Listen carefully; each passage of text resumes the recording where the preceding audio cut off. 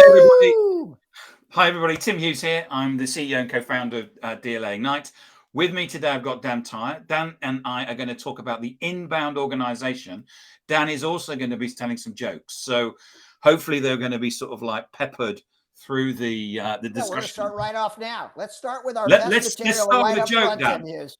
All right, first of all, listeners, thanks so much for joining us. I am super excited to be in the same Zoom with Tim, right, who is as funny as I am, right? And this is going to he's got the big energy. Oh, my goodness, the chat pane is blowing up. I knew that was going to happen, right? We're dressed the same. We're on different continents, but we're different sons of the same mother. No, this different mothers, same son. You got the memo to wear black and glasses. I know. Look at, I have my HubSpot Academy black t-shirt on, right? Always be learning on the back. And all right, let's start off with some jokes. What do you call a snarky inmate walking downstairs? I don't know. A condescending. Very good. Scientists. I know scientists were okay. The chat pane is blowing up. Here we go. Goodness. I know. Sarah Gomez, Josh Wingate, thanks for joining us. The challenge is going to be, we only have 20 minutes, right? What Tim has like a rule. It's not really a guideline. Maybe it's a law. Is it Tim's law? You only do 25 minutes. It's only 20. It's 20 minutes, Dan, because I found that people don't listen any longer than that. Yeah, I like that. They're not listening now because I'm telling my jokes. But all right, we have some good content. We want to talk about the inbound organization. I want to make sure that our listeners get some value. No fluff. Want to get right to the point. No fluff, Dan. Let's get in and talk about the inbound organization. Okay. What is it? Awesome. Why do we need to do it? 2018, I wrote a book with Todd Hockenberry called The Inbound Organization. And when I started at HubSpot 15 years ago, we were just laughing about this. I've been a 15-year veteran at HubSpot, which is amazing. I had a 30-year career as an entrepreneur, 4 startups, right, previously. And then my fourth startup was Brian Halligan. He asked me to join HubSpot in 2007. So I joined as the first salesperson. And it was fascinating because we were talking about big tech companies and the challenges of big tech companies. When we started at HubSpot, right, it was an extraordinary company. It's a mission driven. It was innovative at the time. And back then it was inbound marketing. And have you heard the term inbound marketing? Yeah, it's all about tricking out your website so that you can generate more leads. So you'd have landing pages and blogs and things like that. And that's what it was. It was very innovative at the time. It sounds like quaint. I think HubSpot coined the phrase or something. They did. I'm sure you did. Yeah. Brian Halligan and Dharmesh Shah, the co-founders of HubSpot, wrote the book, right? David Meerman Scott, an advisor to HubSpot, wrote a book called The New Rules of PR and Marketing in 2006, and was the first to use the word inbound in print. And I have an email from Mike Volpe, our CMO at the time, to David Meerman Scott going, we just started a software company based on this concept.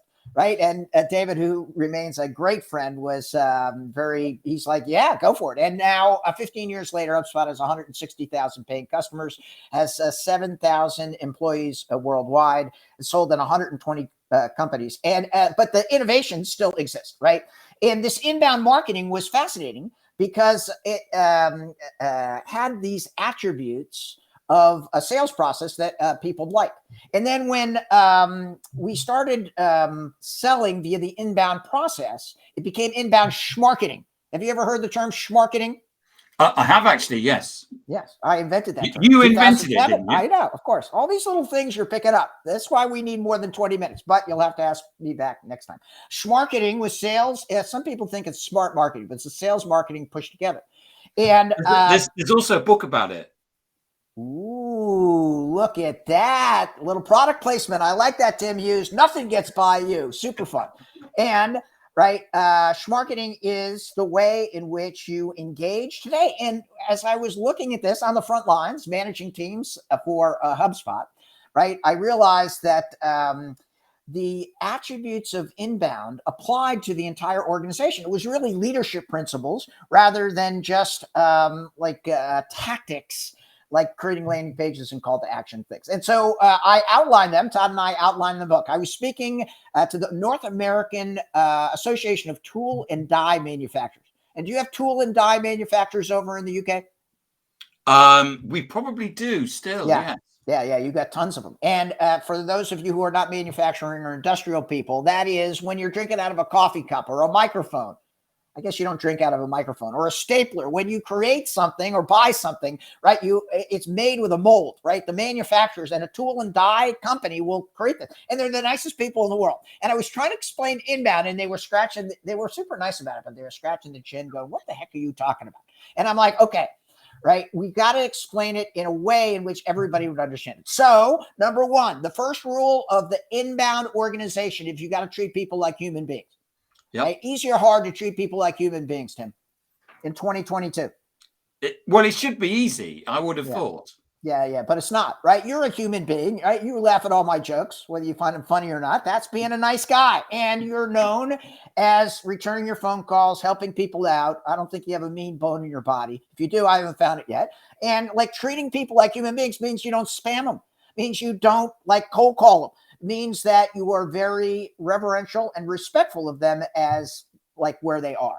Number two, and this was an innovation from Hubspot, you help, not sell, or you help first and then you sell. And if somebody calls you up and wants to sell you something, how do you feel? I hate it.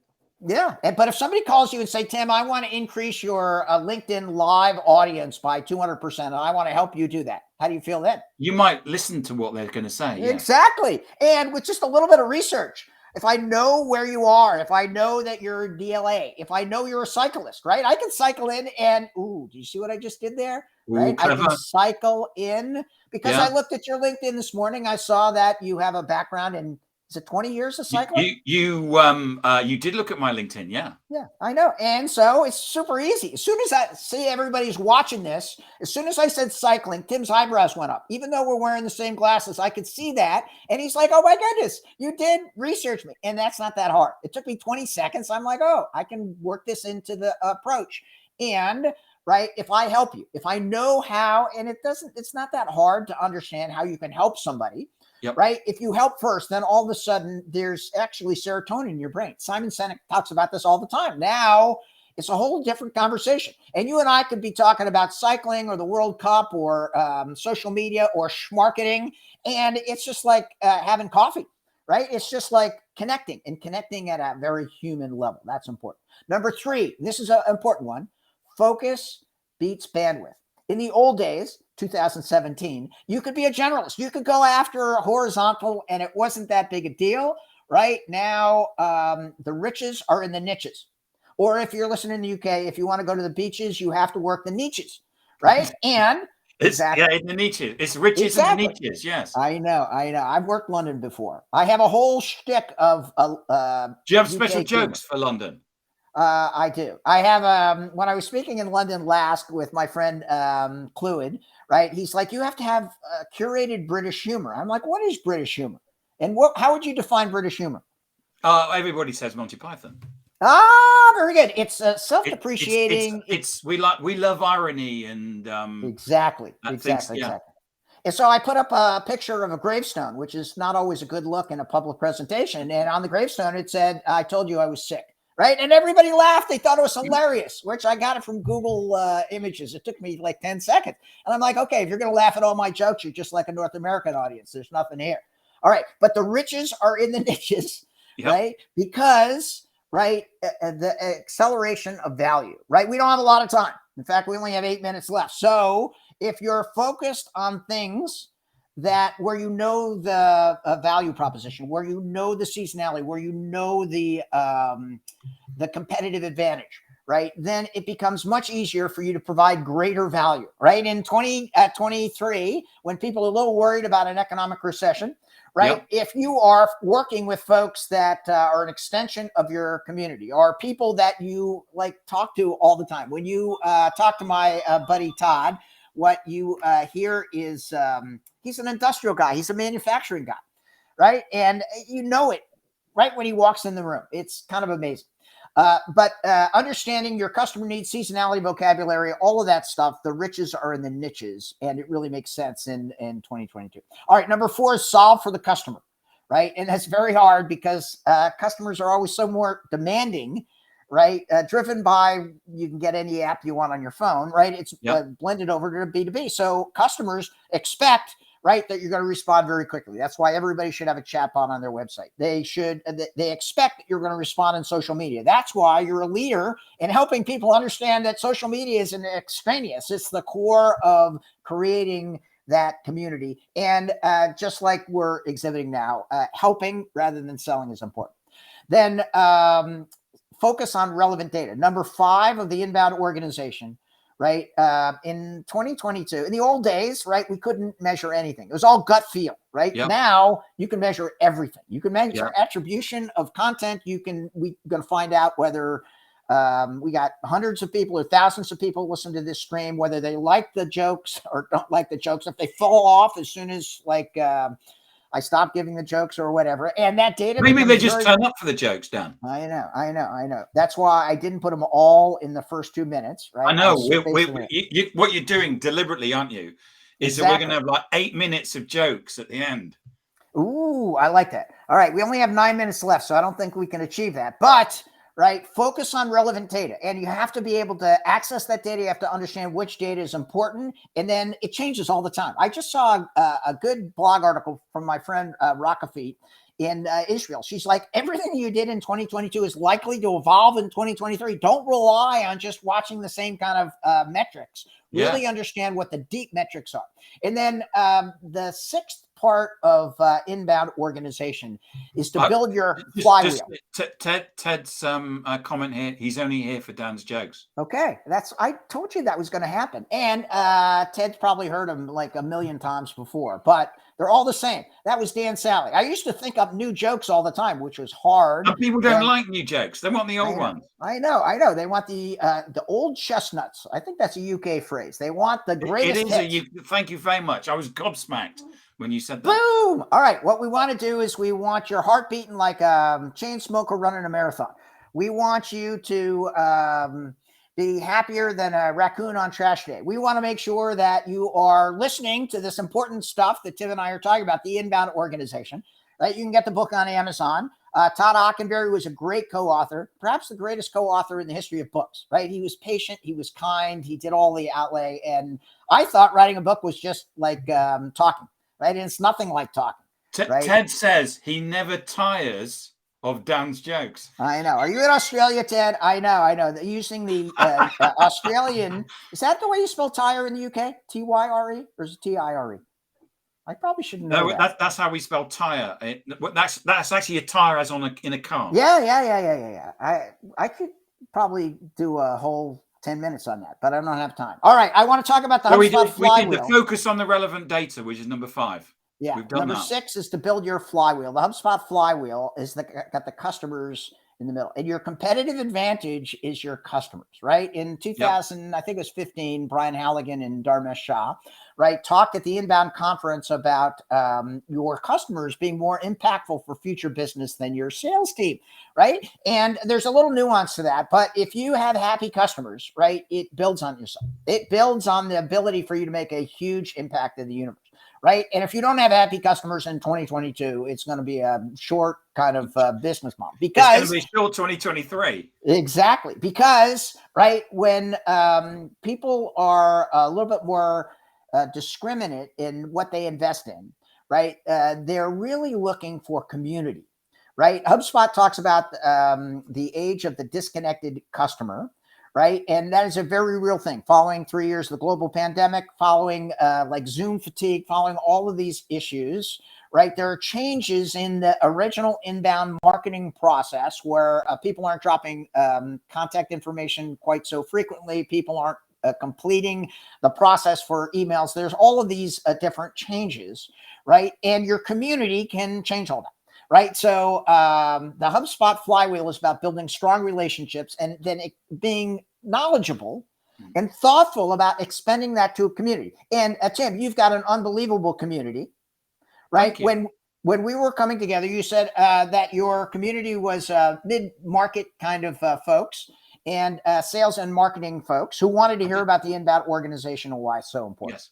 Right. And if you do not have those 6 foundations, right, as like leadership principles, right? Todd has famous for his quote of saying, to practice inbound, you need to be inbound, right? You have to have that process. And one of the great things about the HubSpot and HubSpot Academy is that we walk the walk, right? HubSpot has a culture code. Have you ever heard of the HubSpot culture code? I haven't heard of it, no. Okay, you can just Google it. There's 4 million people who've downloaded the HubSpot culture code, and Wow. the acronym is HEART, right? H stands for humble, although my H is lowercase, right? E is empathetic, right? Which is a change. We changed that a few years ago. It used to be effective, right? And changed to empathetic, which I think is that's Katie Burke, who's an amazing executive, and she was right in understanding how you deal with other people being important. A is achieve, right? Making sure that you're achieving. R is remarkable, right? And then a T is transparent. And that is ingrained in everybody. And in the interview process at HubSpot, if you're not familiar with HEART, right, we're scratching our chins. Exactly. And right, that ability to hire people that have that focus, who have that understanding, who have that big heart to be able to apply that internally to solve problems as well as externally to help customers grow better is the foundation of at least part of our success. So those are the foundations of the inbound organization. They're leadership principles. They're important for people to understand. There's a variety of tactics that go behind that, right? But I think that in 2023, is as impactful as it was when we wrote the book in 2018. It just comes to the forefront and showcases how every business is a people business. Dan, that's been fantastic. You did that, and I don't think you took a breath, did you? The whole time that you yeah, but I got A wrong. It's A is adaptable. Right? I can't believe I did that. I have my Evernote right in front of me, for crying out loud. Thank you very much. Unfortunately, it's coming through as LinkedIn user. I don't know who. I don't know who that is. I know. Well, you're getting new members for your tribe, which is great, Tim. That's one of the things that we want to do when we just up if LinkedIn user, if you contact me, I can tell you how. I can explain to you technically how. Next time, if you ever do a restream, you don't come through as LinkedIn user. Ooh, wow, adding more value. I like that. Absolutely. Anyway, it's you've got to help people, haven't you, Dan? Yeah, you do. That is the foundation of the inbound organization, and you see that some people do it and embrace it. Right today in the United States, it's Giving Tuesday, right, which is all about helping folks in underserved communities. And it's just a great way of everybody understanding that it's not all about just making money. Right. It's about helping fellow human beings. It's about leaning into your passions. It's about understanding, and everybody can help. There are so many ways that anybody, regardless of your economic circumstances, regardless of where you are financially, right? You just smile at somebody. You just offer to hold open the door. You just call somebody today. Based on Tim Hughes and Dan Tyre, call somebody you haven't talked to in 10 years and just say, you know what? I was just thinking about you. And they'd be like, what? First of all, if they pick up their phone, that's pretty interesting. Do it. I know. Second of all, they're like, what are you thinking about me about it? And like, I was thinking about that time we walked in the park. I was thinking about that time we worked on that project. I was thinking about anything. Right. And it's a great way to rekindle a positive like atmosphere and to take a walk down memory lane. Right. I love doing that just out of the blue. We haven't talked in 10 years. And they're like, who are you? I'm like, Dan, we worked together at ALI and InfoImage. They're like, okay, that's amazing. Yes. And then you catch up for 10 minutes and you're like, okay, if I could be of service, that's the Dan Tyre thing. If you go to dantyre.com, right, trying to do the most good for the universe. Right. And at this stage of my life, the most fun that I have is helping other folks. Right. And HubSpot gives me a huge platform to be able to do that. So I now work after 14 years at HubSpot in sales, right? I moved to HubSpot Academy, working with Courtney Sembler, running the cohort-based training program, right? We have community boot camps, we have RevOps boot camps, we have all these kind of boot camps that are super impactful. And they're free for HubSpot solutions partners and customers, right? All HubSpot software starts at free, so you can become a HubSpot customer very, very easily. And we're pleased to be able to teach folks. HubSpot Academy is 400 certifications and lessons, 400 of them, all for free. Go to HubSpot Academy. You'll see all that information, and it's just doing more good for the universe. That's fantastic. Dan? Boom! We hit it right on the 5, dot. 4, 3, 2, 1. Okay. Time out. Okay. Yeah, the Thank you, community Dan. one is pretty great. Thank you, Josh Wingate. Josh is part of the instructor pod who teaches that, right? Josh, put that in the LinkedIn notes below. So if people want to sign up for it, you're almost sold out, I think. It runs in January, but it's a great way of curating your community. And Josh and Dan Moyle and Molly Rigetti are experts in building that community, and they're going to offer a lot of value. And super excited. Fantastic. And Josh, and if you can put that in the in LinkedIn, that would be great, because then people can, you know, we get people watching this. We're doing this live, but we get people coming back and watching it, and then those people can actually pick up on it and obviously get access to it, and that would be fantastic. So yeah, appreciate it. Boom! All right, Tim, that was super fun. Yeah, Dan, that was amazing. Thank you very much. And if people want to find you, they can find you at dantyre.com. You're Dan Tyre on LinkedIn, Twitter. Yeah, connect with me.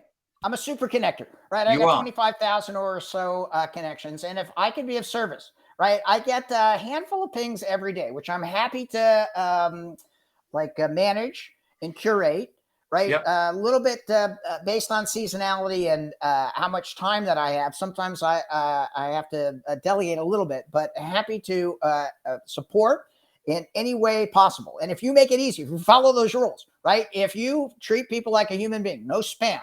If you connect with me and then send me a non-customized email, right? I'll just remove the connection, right? You're not part of understanding what it's like to do business today. But if you say, I looked at your profile, I see that you're doing this, this, and this, and I need help with this, I'll do everything I possibly can to help, which is what you want from anybody in your community. Or if they say, I saw the Dan Tyre Tim Hughes show. I thought it was amazing. Can we connect? I bet you lots of people are going to say that. Yeah, Tim, you're expanding my reach, right? And you are an expert in social media. You are an expert at the schmarketing process, right? And you're a damn fine human being. So happy to spend 20 minutes. Thank you very much. And there's a Josh, put the link into the events.academy.hubspot.com. Good. All right, Josh, put the one in for regular Academy as well, HubSpot Academy, and you'll save me a little bit of trip. And anything in regard to entrepreneurship, sales, marketing, all of the HubSpot Academy classes are free, right? And it's super fun. It's you take them online, right? The boot camps are limited availability based on slots, but you'll see there's lots of boot camp options there as well. Fantastic. Boom. All right, Tim, Dan, very nice to talk with you today, and look forward to doing another program in 2023. Yeah. Thanks, Dan. Appreciate it. Thanks. Bye.